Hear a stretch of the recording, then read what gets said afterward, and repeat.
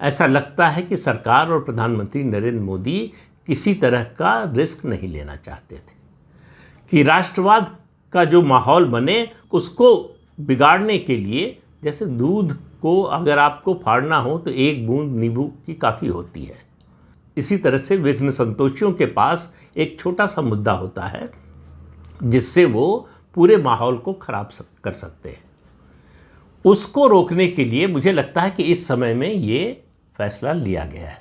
अभी 2-3 दिन पहले हम लोगों ने खबर पढ़ी थी अचानक कि संघ प्रमुख मोहन भागवत जो है प्रधानमंत्री से मिलने उनके सरकारी आवास पर गए।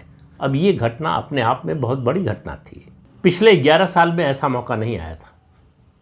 अभी महीने 1.5 महीने पहले नागपुर में दोनों मिल चुके थे, वो भी एक तरह से बहुत बड़ी घटना थी। बहुत तरह के अनुमान लगाए जा रहे थे, लेकिन उससे एक संदेश गया कि ये जो अभियान चलाया जा रहा है कि संघ और भाजपा के शीर्ष नेतृत्व में मतभेद है, लड़ाई है, झगड़ा है, मनमुटाव है, वो सब खत्म हो गया। इस मुलाकात का कारण किसी को समझ में नहीं आ रहा था। अब समझ में आ रहा है सरकार के फैसले के बाद कि संघ को विश्वास में लेना चाहता था भाजपा का राष्ट्रीय नेतृत्व, और इस मुद्दे पर राष्ट्रीय स्वयंसेवक संघ भारतीय जनता पार्टी के साथ खड़ा है, क्योंकि ज़मीन पर इस मुद्दे पर काम करने की जिम्मेदारी संघ पर ही आने वाली है। संघ ही ज़मीन पर हिंदुओं की एकता का अभियान तेज कर सकता है, उसको सफल बना सकता है, और हिंदुओं को जातियों में बांटने की जो विपक्ष की कोशिश है उसको रोक सकता है।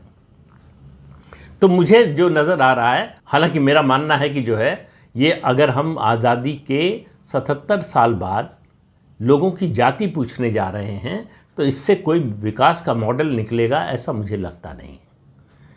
ये बंटवारे का मॉडल है, लेकिन ये जिसको अगर आप शेयर मार्केट की भाषा का मैं इस्तेमाल करूं तो कट योर लॉसेस, मतलब नुकसान की भरपाई, नुकसान को कम करने की कोशिश।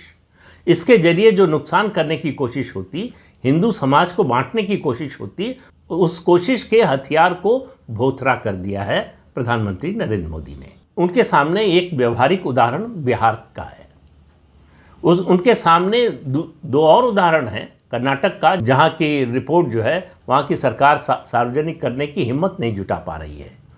तो ये दुधारी तलवार है।